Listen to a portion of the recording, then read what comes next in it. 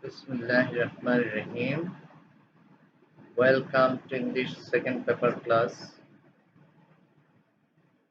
Our today's topic is transformation of sentences complex to compound. Presented by Sheikh Muhammad Shariful Alam, Assistant Professor, Department of English, Syed Nazrul Islam College, Mymensingh.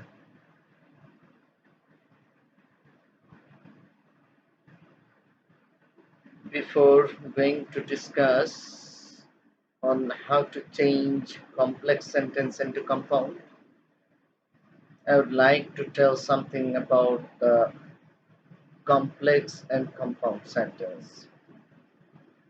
Complex sentence এর দুইটা অংশ থাকে, দুইটা part থাকে, দুইটা বাক্য থাকে। প্রত্যেকটা অংশকে বলা হয় ক্লজ। কমপ্লেক্স সেন্টেন্সে একটি সাবঅর্ডিনেট ক্লজ থাকে আর একটি প্রিন্সিপাল ক্লজ থাকে। আর সেগুলো যুক্ত থাকে কিছু কানেক্টরস দ্বারা, এগুলোকে বলা হয় সাবঅর্ডিনেট কনজাংশন। এই সাবঅর্ডিনেট কনজাংশনগুলো যে বাক্যের সাথে যুক্ত থাকে সেই বাক্যটাই সাবঅর্ডিনেট ক্লজ। এই সাবঅর্ডিনেট ক্লজটা সবসময় প্রিন্সিপাল ক্লজের উপর নির্ভরশীল হয়। আর এরূপ দুটি ক্লজ, অর্থাৎ একটি প্রিন্সিপাল ক্লজ আর একটি সাবঅর্ডিনেট ক্লজ যখন যুক্ত হয় তখন তাকে বলা হয় কমপ্লেক্স সেন্টেন্স। তো আমরা একটু জানি নিই কম্পাউন্ড সেন্টেন্স কাকে বলে। কম্পাউন্ড সেন্টেন্স হলো দুইটি প্রিন্সিপাল ক্লজ কোঅর্ডিনেট কনজাংশন দ্বারা যখন যুক্ত হয় তাকে বলা হয় কম্পাউন্ড সেন্টেন্স। এখানে কোনো সাবঅর্ডিনেট ক্লজ থাকে না, দুইটা ক্লজই থাকে প্রিন্সিপাল ক্লজ, অর্থাৎ কারো উপর নির্ভরশীল হয় না এই ক্লজগুলো। এবং কোঅর্ডিনেট কনজাংশন মানে এই কনজাংশনগুলো কোনো বাক্যকে অন্যের উপর নির্ভরশীল করায় না, বরং প্রত্যেকটা বাক্য তার স্বাধীন মতো পরিপূর্ণ অর্থ প্রকাশ করতে সক্ষম হয়। এরকম কোঅর্ডিনেট কনজাংশন হলো এন্ড, অর, বাট, ইয়েট ইত্যাদি। সো কোঅর্ডিনেট কনজাংশন দ্বারা দুটো প্রিন্সিপাল ক্লজ যখন যুক্ত হয় তখন তাকে বলা হয় কম্পাউন্ড সেন্টেন্স। এখন আমরা রুল 1 এ যাব। রুল 1 এ আছে as soon as, no sooner, scarcely, hardly যুক্ত কমপ্লেক্সকে কম্পাউন্ড করার নিয়ম। তো আমরা একটু আগে দেখেছি যে কোঅর্ডিনেট কনজাংশন এখানে আছে as soon as, এটা একটা কোঅর্ডিনেট কনজাংশন। no sooner এটাও একটা কোঅর্ডিনেট কনজাংশন।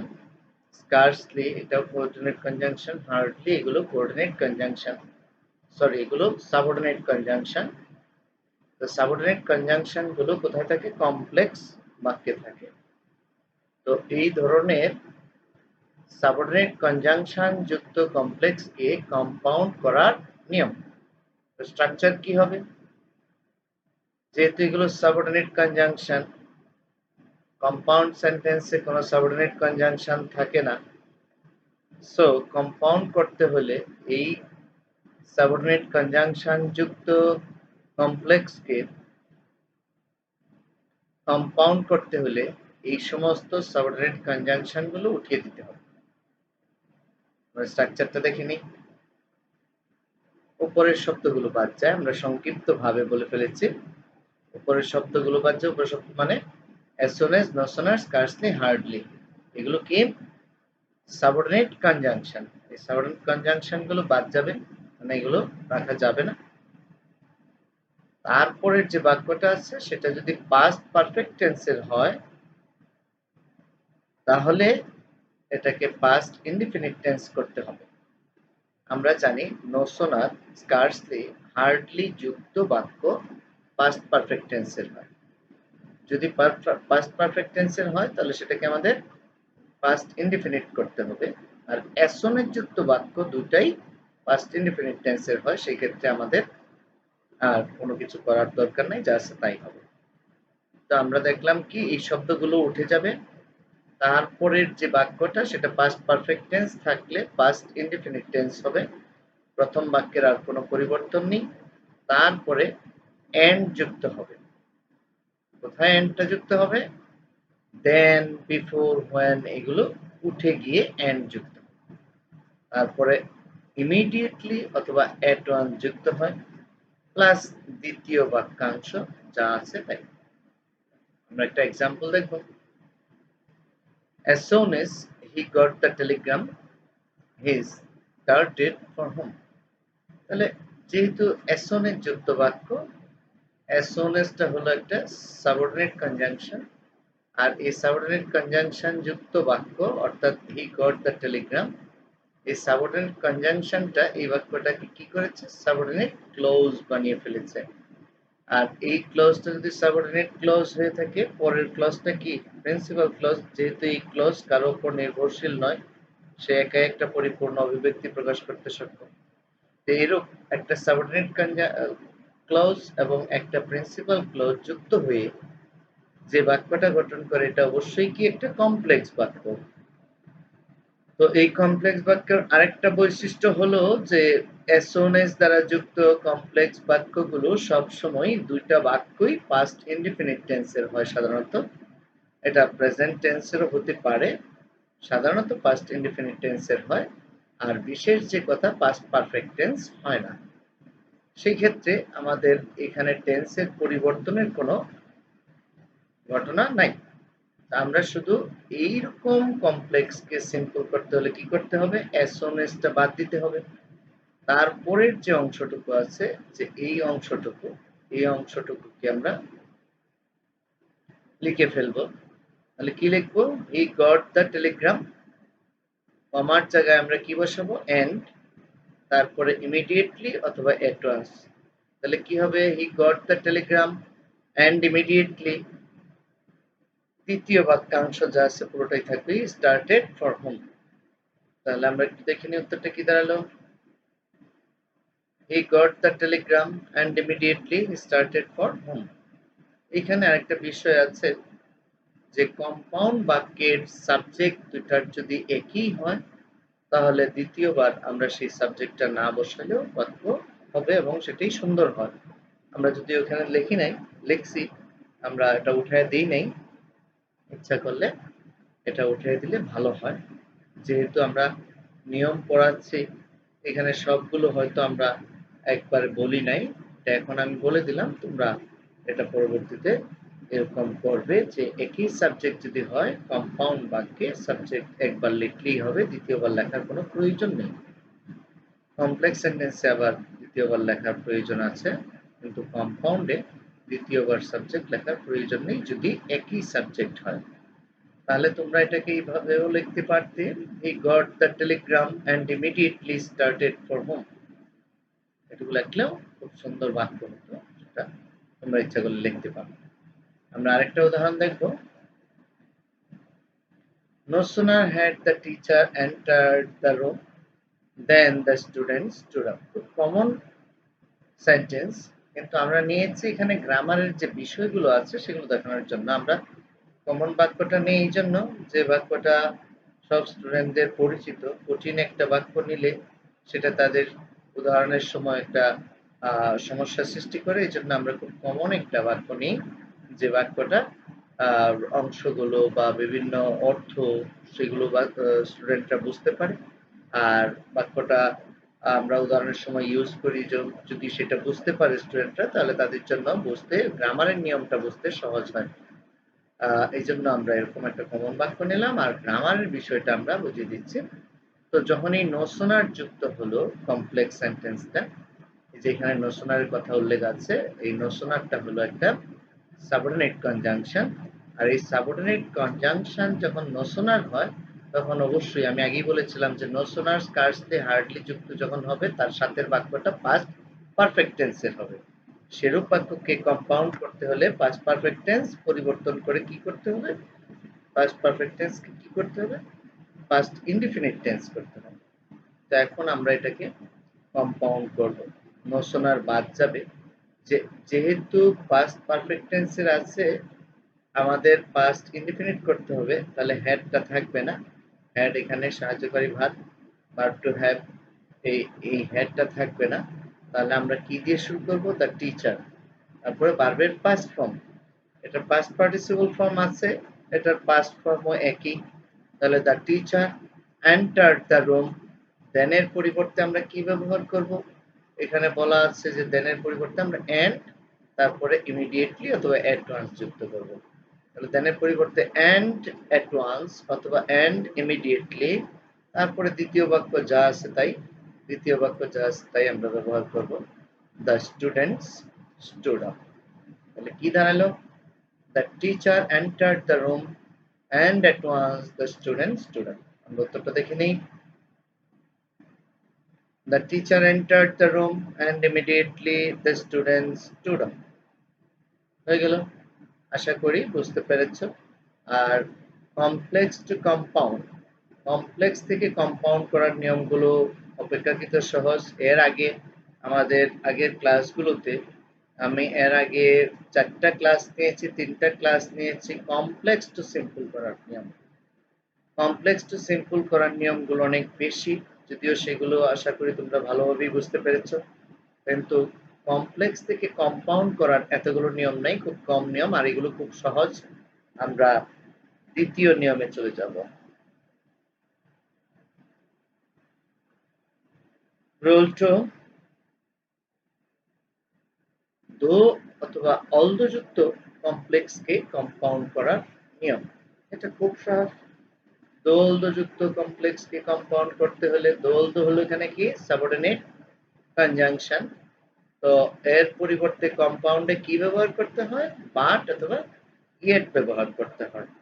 এটুকু আমরা জানে নিলাম। তার মানে দোল দো উঠে যাবে, বাট অথবা ইয়েট বসবে। আমরা স্ট্রাকচারটা দেখে নিই। দোল দো উঠে যাবে, আর প্রথম বাক্যের বাকি অংশ যা আছে সেটা বসবে। কমার পরিবর্তে কি বসবে? বাট অথবা ইয়েট, এবং দ্বিতীয় বাক্যাংশ। খুব সহজ এটার নিয়মটা। আমরা উদাহরণে চলে যাব। Example, though it was raining, he went out without an umbrella. আমরা এটাকে কম্পাউন্ড করব। তাহলে আমরা নিয়ম অনুযায়ী দোটা উঠাইয়া দিব, বাকি অংশ বসবে it was raining, তারপরে কি? বাট বসাই দিব একটা, কমার পরিবর্তে but. But he went out without an umbrella, আর কোনো পরিবর্তন নাই। কমার জায়গায় শুধু বাট অথবা ইয়েট, আর দোল দো উঠে যাবে, আর কোনো পরিবর্তন হবে না। তাহলে আমরা উত্তরটা দেখে নিই। It was raining, but he went out without an umbrella. হয়ে গেল, খুব সহজ। আমি আগেই বলেছি যে কমপ্লেক্স টু কম্পাউন্ডের নিয়মগুলো অপেক্ষাকৃত বেশি সহজ। তারপরের নিয়মে আমরা চলে যাব। রুল 3, সিন্স এজ ওয়েন যুক্ত কম্পাউন্ডকে কমপ্লেক্সকে কম্পাউন্ড করার নিয়ম। আমরা সিন্স এজ ওয়েন যুক্ত কমপ্লেক্সকে সিম্পলও করেছি, এটা একই সাথে হয়।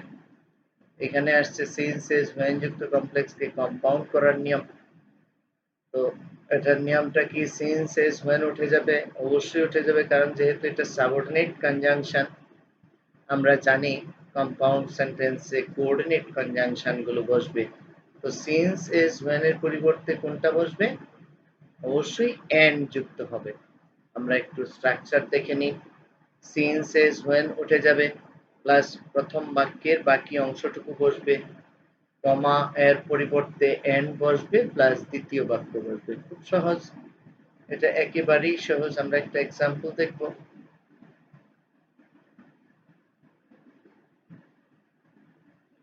Since he was late, he missed the train. তাহলে সিন্স উঠায় দিব, he was late and he missed the train. হয়ে গেল আমাদের। কমার জায়গায় এন্ড বসাবো আর সিন্সটা উঠায় দেবো, আর ছাড়া আর কোনো পরিবর্তন হবে না। তাহলে he was late and he missed the train. এখানেও একটা বিষয় লক্ষণীয় যে আমরা আগেও বলেছি যে এখানেও এই হি আর দ্বিতীয় বাক্যের সাবজেক্ট হি, আমরা দ্বিতীয় বাক্যে যদি না লিখি তাহলেও চলবে, না লিখলেও হবে। এটা আমরা ইচ্ছা করলে এই দ্বিতীয় বাক্যে সাবজেক্ট না বসাইতে পারি। কোন ক্ষেত্রে? কম্পাউন্ড সেন্টেন্সের ক্ষেত্রে। He was late and miss the train. এটা হলো বাক্য সুন্দর হবে, তোমরা এভাবেও লিখতে পারো। যাই হোক, আমরা পরবর্তী নিয়মে চলে যাব। 4 নাম্বার রুল, বিকজ যুক্ত কমপ্লেক্সকে কম্পাউন্ড করার নিয়ম। আমরা জানি বিকজ দ্বারা কমপ্লেক্স সেন্টেন্স হয়, আবার বিকজ অফ দ্বারা, বিকজ এর পরে যদি অফ থাকে তাহলে সেটা সিম্পল সেন্টেন্স হয়ে যায়। আমরা বিকজ যুক্ত কমপ্লেক্সকে কম্পাউন্ড করার নিয়মটা দেখব। তো এই ক্ষেত্রে আমরা স্ট্রাকচারটা দেখে নিই। প্রথমে প্রিন্সিপাল ক্লজ আমরা বসাবো। প্রিন্সিপাল ক্লজের পরে বিকজ এর পরিবর্তে এন্ড অথবা এন্ড সো বসাইতে পারি, অথবা শুধু সো বসাইতে পারি, অথবা শুধু দেয়ারফর বসালেও হবে। প্লাস দ্বিতীয় বাক্য বা বাকি অংশ যা আছে সেটা আমরা বসাই দিব। আমরা একটু উদাহরণ দেখে নিই, কমপ্লেক্স বাক্য একটা দেখে নিই। হি could not go to college because. এই প্রথম বাক্যাংশটা বিকজ পর্যন্ত, এটা হলো তোমার subordinate clause. Because he was ইল, এটুকু হলো প্রিন্সিপাল ক্লজ। তা আমাদের এখানে কি বলা আছে যে প্রিন্সিপাল ক্লজটা প্রথমে লিখতে হবে। তাহলে আমরা কি লিখব? হি ওয়াজ ইল অ্যান্ড সো, তারপরে কি বসাতে হবে? বিকজ এর পরিবর্তে, বিকজ এর জায়গায় কি বসাতে হবে? And so. অ্যান্ড সো অথবা শুধু সো অথবা therefore. And so he could not go to college. আমরা উত্তরটা দেখে নিই। Principal clause, he was ill and so he could not go to college. এই ক্ষেত্রেও আবারও বলছি, এখানেও সাবজেক্ট দুটাই একই। সেই ক্ষেত্রে আমরা ইচ্ছা করলে দ্বিতীয় সাবজেক্ট হি না বসাইলেও হবে, সমস্যা নেই। he was ill and so could not go to college দিলেও সমস্যা নেই, না দিলেও কোনো সমস্যা নেই, দুটাই কারেক্ট। যেভাবে ভালো লাগে বাক্য, আসলে বাক্যের মূল বিষয় হলো যেভাবে বাক্যটা শুনতে ভালো লাগে, বলতে ভালো লাগে, অর্থবোধক হয়, সুন্দর অর্থ হয়, সেটাই হলো আসল সুন্দর বাক্য। যেভাবে ভালো লাগবে সেভাবেই আমরা ইউজ করতে পারবো। সো আরেকটা উদাহরণ আমরা দেখব। The boy did well in the exam because he studied hard. এখানে আমরা স্পষ্টই বোঝা যাচ্ছে যে প্রিন্সিপাল ক্লজ হলো পরেরটা হি স্টাডিড হার্ড। তো আমরা যদি এই প্রিন্সিপাল ক্লজটাকে প্রথম নিয়ে আসি, আমরা কমপ্লেক্স টু সিম্পল এটা পড়েছিলাম যে প্রথমে আমরা নাউন ব্যবহার করি, দ্বিতীয় বাক্যে যদি একই সাবজেক্ট হয় সেখানে প্রনাউন ব্যবহার করি। কারণ দ্বিতীয় বাক্য প্রনাউন যুক্ত বাক্যটা আমরা যদি প্রথমে বসাই, সেই ক্ষেত্রে এই প্রনাউনের জায়গায় নাউনটা বসাইতে হবে। তাহলে হি স্টাডিড হার্ড না লিখে আমরা যেহেতু প্রথম প্রিন্সিপাল ক্লজ বসাবো, তো হি এর জায়গায় আমরা দা বয়টা বসাবো, কারণ আমরা প্রিন্সিপাল ক্লজটাকে প্রথমে নিয়ে আসতেছি। তাহলে কি দাঁড়াবে? The boy studied hard and so he, তারপরটা আমরা হি বসাবো, he did well in the exam. আমরা উত্তরটা একটু দেখে নিই। The boy studied hard and so he did well in the exam. আমরা এই ক্ষেত্রেও একই সাবজেক্ট, যেহেতু এখানে হি না বসাইলেও হয়তো বাক্য হবে the boy studied hard and so did well in the exam. এটাও বাক্য ঠিক আছে এবং সুন্দর বাক্য হয়, দুই ভাবেই বাক্য ঠিক আছে। যার যেভাবে ভালো লাগে সে সেইভাবে লিখতে পারে। ওকে, আশা করি এই নিয়মটাও তোমরা বুঝতে পেরেছ। পরবর্তী রুলে আমরা চলে যাই। Rule 5, so that, in order that এবং that যুক্ত কমপ্লেক্সকে কম্পাউন্ড করার নিয়ম। এই রুলটা একটু ব্যতিক্রমী। এখানে স্ট্রাকচারে আমরা কিছু নতুন হায়ার করে আনতে হবে, এটা বাক্যটার ধরন দেখে বুঝতে হবে।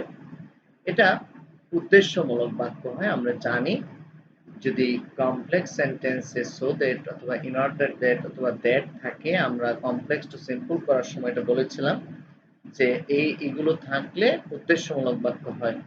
হ্যাঁ? উদ্দেশ্যমূলক মানে সেখানে আশা আকাঙ্ক্ষা বোঝায়। তো আশা আকাঙ্ক্ষা বোঝাইলেই সেখানে অবশ্যই উইশ অথবা ওয়ান্ট এই শব্দগুলো আসে। তো এই so that, in order that অথবা দ্যাট যুক্ত কমপ্লেক্সকে কম্পাউন্ড করার নিয়মে আমরা স্ট্রাকচারে ওই উইশ অথবা ডিজায়ার অথবা ওয়ান্ট এই ভার্বগুলোকে আনতে হবে। আমরা একটু স্ট্রাকচারটা বিস্তারিত দেখব। স্ট্রাকচারটা হবে প্রথমেই সাবজেক্ট। তো সাবজেক্ট কোন জায়গার সাবজেক্ট আনবো, কোন বাক্যের সাবজেক্ট আনবো? অবশ্যই সাবঅর্ডিনেট ক্লজের সাবজেক্ট আনবো। আমরা এখানে ক্লজ চিহ্নিত করতে হবে। এই বিষয়টা সবাইকে আমি বলছি যে কমপ্লেক্স বাক্য আমি প্রথমেই আলোচনা করে নিয়েছি যে কমপ্লেক্স বাক্যে একটা থাকে সাবঅর্ডিনেট ক্লজ আর একটা প্রিন্সিপাল ক্লজ। কোনটা প্রিন্সিপাল ক্লজ কোনটা সাবঅর্ডিনেট ক্লজ সেটা আমি বোঝার জন্য আমি বলে দিয়েছি যে এই সাবঅর্ডিনেট কনজাংশন গুলো যে বাক্যের সাথে যুক্ত থাকবে সেই বাক্যটাই হবে সাবঅর্ডিনেট ক্লজ। তো বাকিটা হলো প্রিন্সিপাল ক্লজ। আমি যেহেতু এই কথাগুলো আগেই বলে নিয়েছি, তো এখন আয়শা বলছি যে তোমাদের অবশ্যই কমপ্লেক্স সেন্টেন্সের কোনটা সাবঅর্ডিনেট ক্লজ কোনটা প্রিন্সিপাল ক্লজ সেটা চিনে নিতে হবে। কারণ আমরা গঠনের সময় এই কথাগুলো বলে থাকি যে সাবঅর্ডিনেট ক্লজের সাবজেক্ট বা প্রিন্সিপাল ক্লজ, যেমন এখানে সাবঅর্ডিনেট ক্লজ বলতে হয় নাই, কারণ লাস্টে বলছি যে সরাসরি প্রিন্সিপাল ক্লজ বসায় দিতে হবে। তার মানে এই স্ট্রাকচারটা যেটা লেখা হয়েছে এটা সাবঅর্ডিনেট ক্লজের অংশ। সাবঅর্ডিনেট ক্লজের কি করতে হবে? প্রথমে সাবজেক্ট বসাইতে হবে, তারপরে একটা হায়ার করে ভার্ব আনতে হবে। কি ভার্ব? ওই যে আগে বললাম যে ওয়ান্ট অথবা উইশ অথবা ডিজায়ার, এই তিনটা ভার্বের যে কোনো ভার্ব আনতে হবে। এই ভার্বের রূপ কি হবে? রূপ হলো সাবঅর্ডিনেট ক্লজের যে ভার্বটা থাকবে সেই ভার্বের টেন্স অনুযায়ী, হ্যাঁ, সেই ভার্বটা যে রূপে আছে সেই রূপ অনুযায়ী এই ভার্বের রূপ, এই তিনটা ভার্বের রূপ বসবে। আমরা উদাহরণে একটু বিস্তারিত বলবো, এখন শুধু দেখে নাও স্ট্রাকচারটা। সাবজেক্টের পরে তিনটা ভার্ব আনতে হবে, তারপরে একটা ইনফিনিটিভ করে দিতে হবে মূল ভার্ব যেটা থাকে এই বাক্যের। যেমন টু প্লাস ভার্বের বেস ফর্ম আমরা এইভাবে বলতে পারি, অথবা আমরা ইনফিনিটিভও বলতে পারতাম যে কি বাক্যে যে ভার্বটা থাকবে সেই ভার্বটাকে ইনফিনিটিভ করে দিতে হবে, অথবা টু প্লাস যে ভার্বটা থাকবে বাক্যে সেই ভার্বের বেস ফর্ম করে দিতে হবে।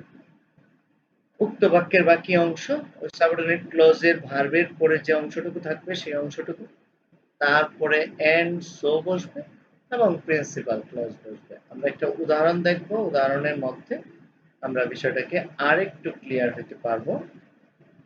He went to college in order that he might see his ailing friend. এইখানে আমরা প্রিন্সিপাল ক্লজ হলো হি ওয়েন্ট টু কলেজ, এটা হলো প্রিন্সিপাল ক্লজ, স্বাধীন বাক্যাংশ, এটা একাই পরিপূর্ণ অর্থ প্রকাশ করতে সক্ষম। In order that he might see his ailing friend, যেন সে তার বন্ধুকে, অসুস্থ বন্ধুকে দেখতে পারে। তো এই অংশটুকু in order that he might see his ailing friend এটুকু আমরা আগে নিয়ে আসবো। তো প্রথমেই কি বসাবো? সাবজেক্ট। সাবজেক্ট কি আছে? হি। আমরা হি বসাইলাম, তারপরে হায়ার করে একটা ভার্ব আনতে হবে। ভার্বটা কি? এই তিনটা ভার্বের যে কোনো একটা। এখন এই তিনটা ভার্বের রূপ কি হবে? এখানে মাইট সি আছে, মাইট হলো পাস্ট টেন্স, তাহলে পাস্ট টেন্স যদি হয়ে থাকে তাহলে আমরা এই ওয়ান্ট, উইশ অথবা ডিজায়ার যে ভার্বটারই আনি না কেন তার পাস্ট রূপ হবে, যেহেতু মাইটটা এখানে পাস্ট টেন্স।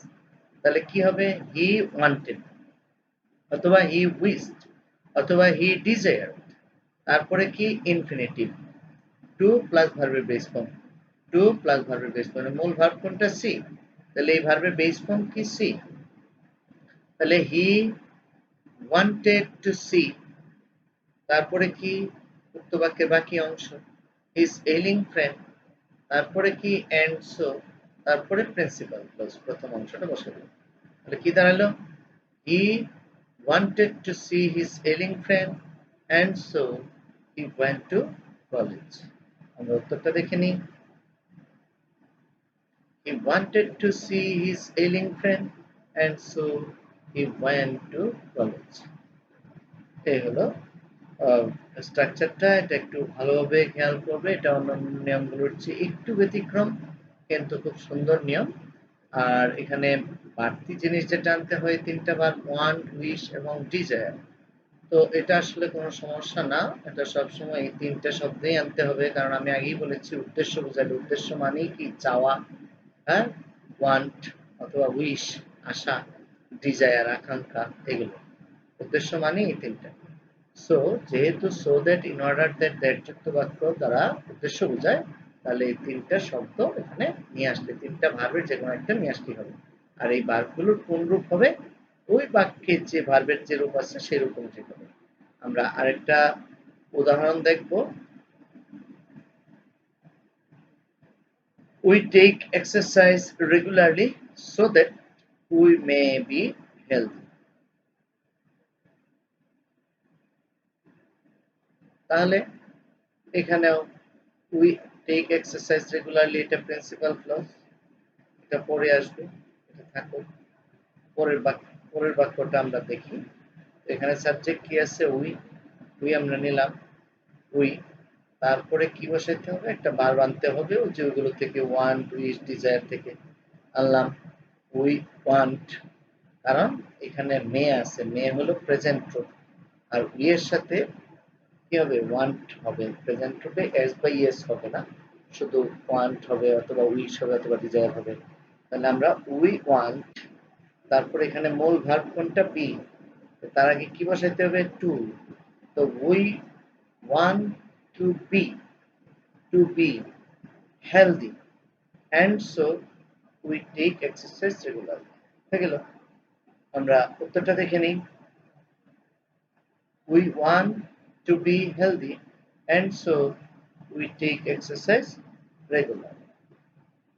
এই আমরা বুঝে ফেললাম যে so that, in order that অথবা that যুক্ত কমপ্লেক্স কিভাবে কম্পাউন্ড করতে হয়। মনে রাখবে কিওয়ার্ড গুলো, যে so that, in order that R that। আচ্ছা, এগুলো কমপ্লেক্সে থাকবে। কম্পাউন্ডে কানেক্টরস গুলো কি থাকবে? কোঅর্ডিনেট কনজাংশন কি থাকবে? And so. আর কি? সাবঅর্ডিনেট ক্লজে একটা নতুন ভার্ব আনতে হবে। ভার্ব তিনটার যে কোনো একটা, সেটা হলো কি? ওয়ান্ট, উইশ এবং ডিজায়ার। প্রিন্সিপাল ক্লজের কোনো পরিবর্তন হবে না, এটা লাস্টে বসবে। আর সাবঅর্ডিনেট ক্লজে আর কি পরিবর্তন হবে? যে ভার্ব বাক্য যেটা থাকবে তার যে ভার্ব আছে তার ইনফিনিটিভ হবে, অর্থাৎ টু প্লাস ভার্বের বেস ফর্ম। আর নতুন ভার্ব এই তিনটার যে কোনো একটা যুক্ত হবে। এই হলো এই রুল 5 এর বিশেষ দিক বা বৈশিষ্ট্য। আমরা এই জিনিসগুলো মনে রাখবো, তাহলে নিয়মটা খুব সহজ হয়ে যাবে। এই তাহলে কি দাঁড়ালো?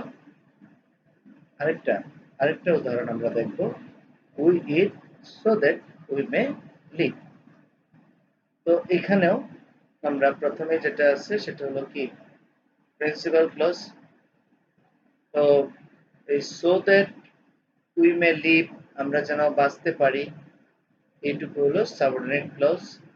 তো এই সাবঅর্ডিনেট ক্লজটাকে দিয়েই আমাদের বাক্যটা শুরু করতে হয়, কম্পাউন্ড বাক্যটাকে শুরু করতে হয়। এখানে সাবজেক্ট কি? উই। তারপরে হায়ার করে একটা ভার্ব নিলাম, আর এনে যেহেতু মে আছে প্রেজেন্ট টেন্স, তাহলে প্রেজেন্ট টেন্সই থাকবে ওই ভার্বগুলো।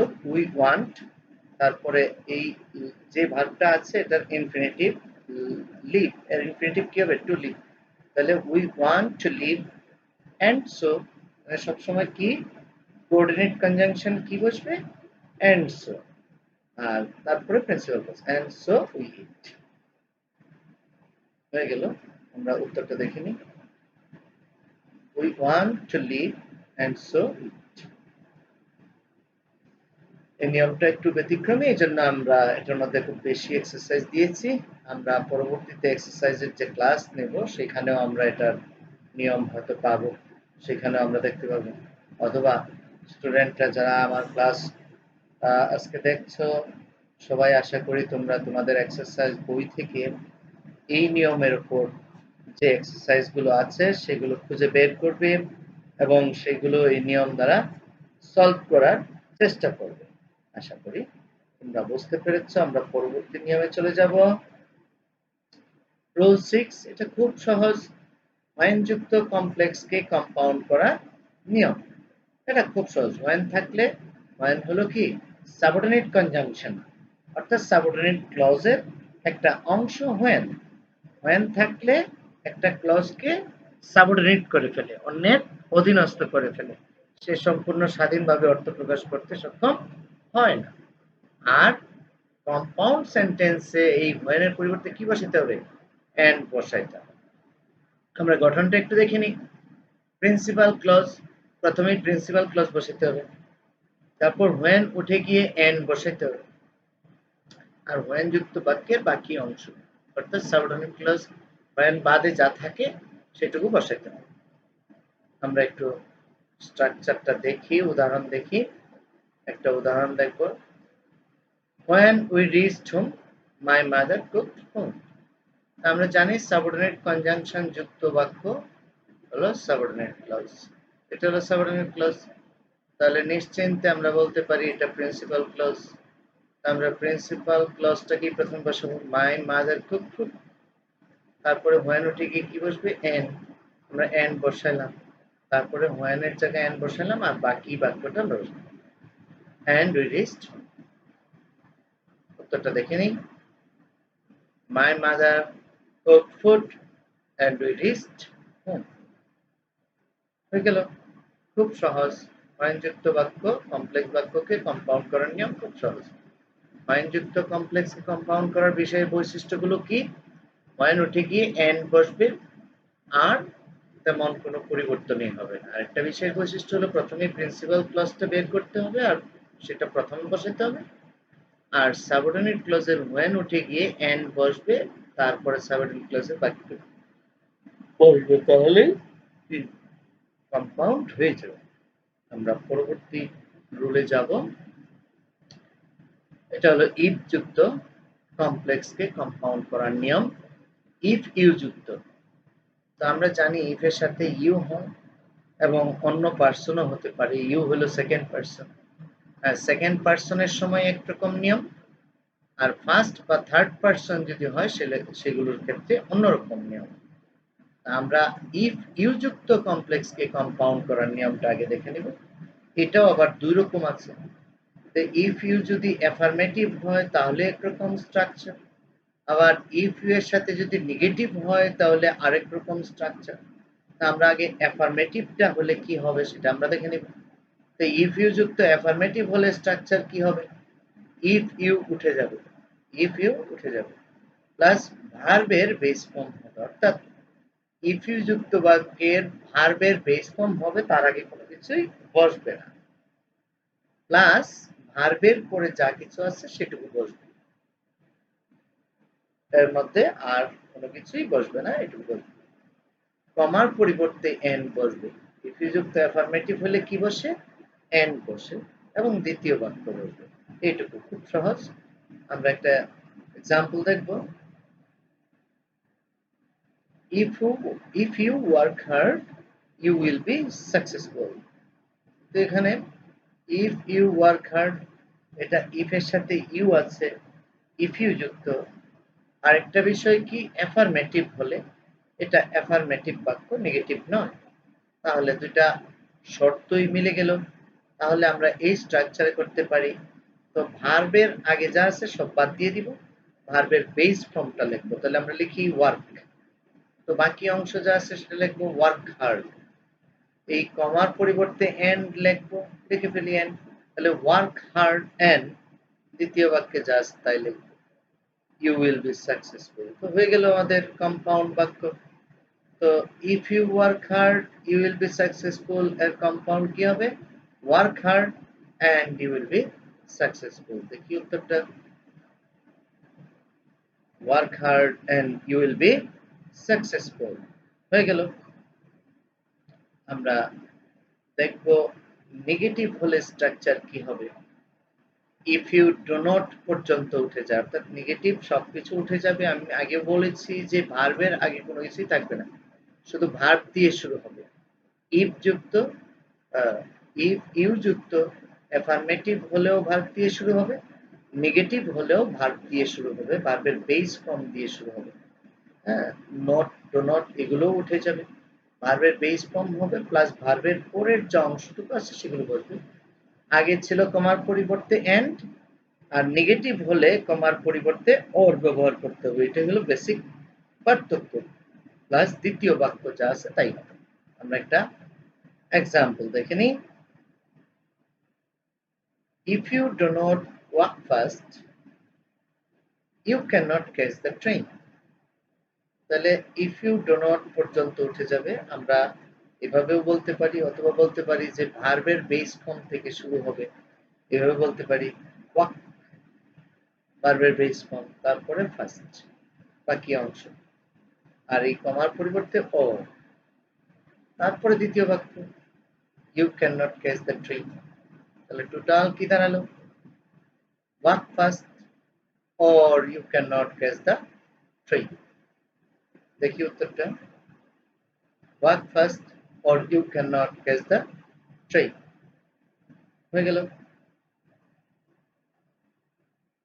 কিন্তু সাবজেক্ট ফার্স্ট পারসন বা থার্ড পারসন হলে কি হবে? আমরা তো এতক্ষণ দেখছি if you do not, if you, এই দুই ধরনের দেখছি। ইফ এর সাথে দুই ক্ষেত্রে ইউ ছিল সাবজেক্ট।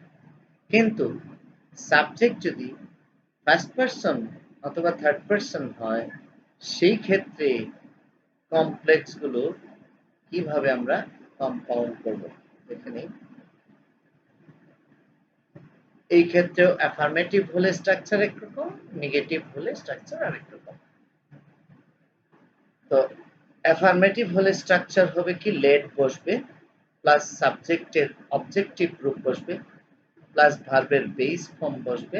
আমরা আগে এগুলো করেছিলাম, ইফ এর সাথে যদি ইউ থাকে তাহলে ভার্বের বেস ফর্ম দিয়ে শুরু হয়, আর যদি ইফ এর সাথে ইউ না থেকে ফার্স্ট পারসন বা থার্ড পারসন হয় সেক্ষেত্রে কি বসে, লেট বসে, আর সাবজেক্টের অবজেক্টিভ রূপ বসে, তারপরে ভার্বের বেস ফর্ম।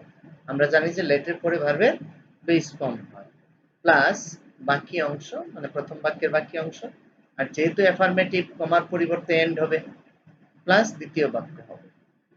তো আমরা একটা এক্সাম্পল দেখব। If she studies well, she will pass the exam. আমরা কি আছে এখানে, ইফ এর সাথে she আছে, সেটা হলো থার্ড পারসন। তাহলে এটাকে ওই আগের মতো করা যাবে না, এটা এই স্ট্রাকচারে করতে হবে। ইফ এর পরিবর্তে আমরা এখানে কি করব, এখানে লেট বসাবো। ইফ উঠে যাবে, লেট বসবে, তারপরে সাবজেক্টের অবজেক্টিভ রূপ। she এর অবজেক্টিভ রূপ কি, হার। তাহলে লেট হার, তারপর ভার্বের base form study well, let her study well, কমার পরিবর্তে এন্ড বসাবো, and she will pass the exam হয়ে গেল। আমরা উত্তরটা দেখে নেই। let her study well and she will pass the exam। Negative হলে স্ট্রাকচার কি হবে? নেগেটিভ হলে স্ট্রাকচার হবে let প্লাস সাবজেক্টের অবজেক্টিভ রূপ প্লাস ভার্বের বেস ফর্ম প্লাস বাকি অংশ প্লাস কমার পরিবর্তে ওর হবে। এটুকুই পার্থক্য অ্যাফার্মেটিভ আর নেগেটিভের। প্লাস দ্বিতীয় বাক্য। আমরা একটা এক্সাম্পল দেখে নিই। If she does not study well, she will not pass the exam। তাহলে কি হবে? let her study well। এক্ষেত্রে একটা বিষয় বলা উচিত ছিল আমাদের স্ট্রাকচারে, সেটা আমি এখন বলে দিয়েছি। সেখানে কি কি রাখবো সেগুলো বলেছি, কি কি বাদ দিব সেগুলো বলি নাই। একই কথা, তো ওটা বললেও হতো। আমরা শুধু কি রাখবো সেটা বলছি। লেট থাকবে, সাবজেক্টের অবজেক্টিভ রূপ থাকবে, আর ভার্বের বেস ফর্ম থাকবে। আমরা কি ফেলে দিতে হবে বলি নাই, যা রাখতে হবে শুধু বলছি। তুমি ওগুলো রাখবে তাহলেই হয়ে যাবে। আবার ইচ্ছা করলে সেগুলো কি ফেলে দিব সেটা বলতে পারতাম। এই যে ডাজ নট, এটা বাদ দিয়ে দিতে হবে, সেটা আর বলি নাই আমরা। তো লেট হার স্টাডি ওয়েল, তারপরে কমার পরিবর্তে ওর, তারপরে দ্বিতীয় বাক্য or she will not pass the exam। তাহলে বাক্য হয়ে গেল। আমরা উত্তরটা দেখে নিই। let her study well or she will not pass the exam। এই হলো if যুক্ত কমপ্লেক্সকে কম্পাউন্ড করার নিয়ম। আমরা চারটা নিয়ম দেখলাম। এর মধ্যে প্রথম দুটো হলো ইফ ইউ যুক্ত অ্যাফার্মেটিভ নেগেটিভ, আর পরের দুটো হলো ইফ এর সাথে ফার্স্ট পারসন বা থার্ড পারসন যদি হয় সাবজেক্ট, সেই ক্ষেত্রে অ্যাফার্মেটিভের একটা স্ট্রাকচার, নেগেটিভের একটা স্ট্রাকচার। এখানে চারটা স্ট্রাকচার আমরা দেখলাম ইফ যুক্ত বাক্যের কমপ্লেক্স বাক্যকে কম্পাউন্ড করার নিয়ম। আশা করি তোমরা সবাই বুঝতে পেরেছ। আমরা পরবর্তী রুলে চলে যাই। আমরা শেষ পর্যায়ে চলে এসেছি। সো ডট ডট দ্যাট যুক্ত কমপ্লেক্সকে কম্পাউন্ড করার নিয়ম। তো সো ডট ডট দ্যাট যুক্ত কমপ্লেক্সকে সিম্পল আমরা করেছি, এখন কম্পাউন্ড করব, সেটা কিভাবে হবে তার স্ট্রাকচারটা আমরা দেখব। এই ক্ষেত্রেও আমরা প্রথমে সাবঅর্ডিনেট ক্লজের সাবজেক্ট প্লাস ভার্ব এটা রাখবো, তারপরে সো এর পরিবর্তে ভেরি বসাবো প্লাস প্রথম বাক্যের বাকি অংশ, প্লাস দ্যাট এর পরিবর্তে এন্ড অথবা এন্ড সো অথবা এন্ড দেয়ারফর অথবা শুধু হ্যান্স এটা বসাইলেই হবে, প্লাস দ্বিতীয় বাক্য। খুব সহজ, আমরা একটা উদাহরণ দেখে নিই। The old man is so weak that he cannot stand. আমরা এখানে দেখলাম so dot dot dot that যুক্ত কমপ্লেক্সকে কম্পাউন্ড করার নিয়ম। আমরা কি বলেছি? Subject the old man, old women, তারপরে ভার্ব, ভার্ব হলো ইজ, সো এর পরিবর্তে ভেরি, তাহলে ভেরি, সো এর জায়গায় ভেরি, তারপরে বাকি অংশ উইক, তাহলে the old women is very weak, that এর পরিবর্তে কি বসাবো? অ্যান্ড সো, তারপরে দ্বিতীয় বাক্য and so she can not stand. তো হয়ে গেল, খুব সহজ। সো এর জায়গায় ভেরি আর দ্যাট এর জায়গায় অ্যান্ড সো অথবা শুধু অ্যান্ড অথবা অ্যান্ড দেয়ারফর অথবা হ্যান্স, যে কোনো একটা বসালেই হবে, এটার কোনো সমস্যা নাই, আমরা যে কোনো একটা বসাইতে পারি কোঅর্ডিনেট কনজাংশন। তো বাক্য হয়ে গেল, কি দাঁড়ালো বাক্যটা আমরা একটু দেখব। The old women is very weak and so she cannot stand. But দেখি, the old woman is very weak and she cannot stand. And so ব্যবহার করতে পারি, and therefore ব্যবহার করতে পারি, অথবা hence ব্যবহার করতে পারি। এই হলো so ডট ডট দ্যাট যুক্ত কমপ্লেক্সকে কম্পাউন্ড করার নিয়ম। এই বাক্যগুলোকে আমরা কম্পাউন্ড করব। এখানে এটাই আমাদের শেষ, এখানেই পরিসমাপ্তি। আমরা